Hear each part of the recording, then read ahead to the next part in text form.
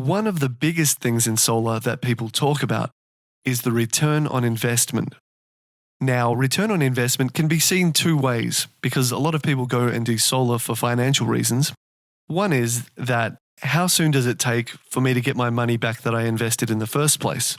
And that's very important. And I think the even more important one is how much actually does the system make for me in the time while it's alive? So there's an option to buy a cheap system that I get my money back very quickly versus the system that's of a higher quality, will last longer, and possibly get you more money in your pocket. Now, there is a calculator here that allows you to make exactly that comparison so you can actually work out what is the best for you. So in this case, you've got to have your electricity bill and have it next to you, and preferably already, maybe a couple of quotes. And in this case, because it's with LG, I suppose one of the quotes would possibly be an LG panel quote, and one would maybe be a cheaper panel quote. And so we'll put in an electricity bill for you at $600 in every quarter. We'll leave the postcode, that's correct. Now this is the supply charge, what actually the electricity company charges you for having the electricity. And that's usually on the back of the bill.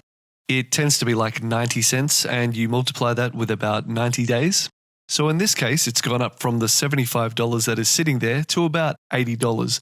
That's my supply charge. You can look at what is your price of electricity. There is the slider.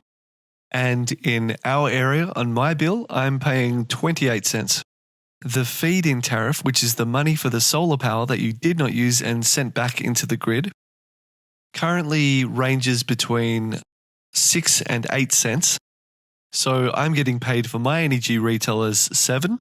If you're not happy with the amount that is offered, you can ring around and possibly get a little bit more, but you will at the moment not get paid the full amount. It's only 7 cents. And that's one of the reasons why a lot of people now consider batteries, because they say, why should I give my electricity for next to nothing when, I can keep it myself?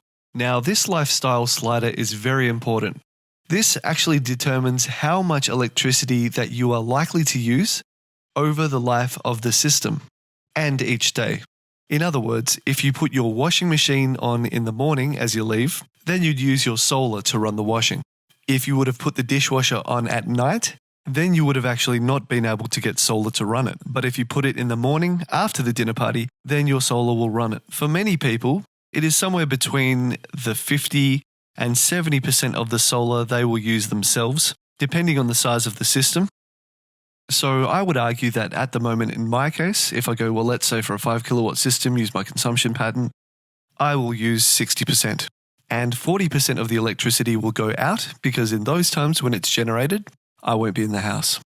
So I'm looking for a 5 kilowatt system because that's, let's say, what a 5-person household would need. 2-person households might be fine with a 3 kilowatt.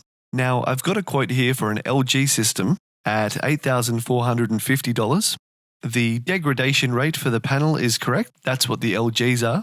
It's already sitting at the right degradation after the first year. And we put the lifespan of the system at 25 years. That's what I would expect it to last. There's an important part of the system called an inverter. And really that converts the DC electricity into AC. It could be also microinverters. And I wouldn't give many of the high quality ones much more than about 12 to 13 years. So we'll have to replace it once in the life of the system. And at the moment on the cost curve with maintenance and the other stuff thrown in, we're looking at $1,900 for that. So on the other hand now, I'm putting a very, very cheap and cheerful system. So everything up the top is the same. But here, I now have a question which says, assumed average percent increase of electricity price per kilowatt in future years. What it really means is how much is electricity going to go up every year? When we had the carbon tax, it was like 7-8%. I go conservatively at 2.5%, let's go 3% annually, which will be the price of electricity increases in future years. Now, the cost of the system, I will pick a very, very cheap system because solar's moving two ways. There's high quality and there's very, very affordable. So if I go with a $5,000 system, which is a really, really cheap one, then the LGs, compared to that cheaper panel, it depends on each panel, but the minimum out of the LGs you will get is about 8% more electricity, possibly more like 9 to 12.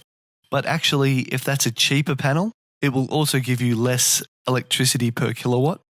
So you're looking, potentially in the case of my sample that I've got here in front of me, at a panel that produces about 8% less electricity on the same kilowatt. Degradation of the cheaper panels is at 3%, and the degradation after the first year is also higher.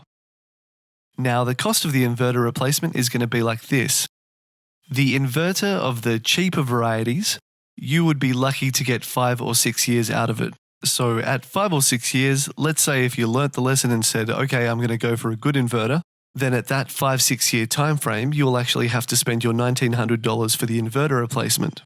Now, as I said before, the inverter only lasts about 12 to 13 years.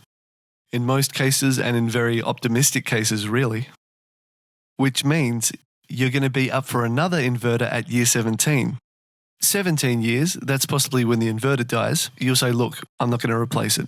And in this case, the total income between the two systems, well, the cheap system created this much electricity in terms of dollars, and the LG system created this much, and you actually make this much more for the electricity in the LG case. Now, let's say, even so they've got very cheap panels, and they've got very cheap inverters, we actually bought a good inverter, stayed at the year 17, and we decide we are actually going to have to buy one more converter because we want to keep going with our system. So I've got to put another inverter again, and we're going to go 3.8, but we're actually changing it now to 25 years. I'm not really sure if those cheap panels will make it that long, and if it's worth it, but let's just do it for the calculation's sake.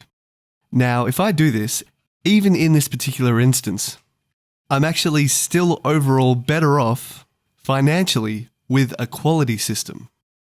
Now, what that really means is also that you're going to get longer warranties, a more stable warranty with a bigger diversified company.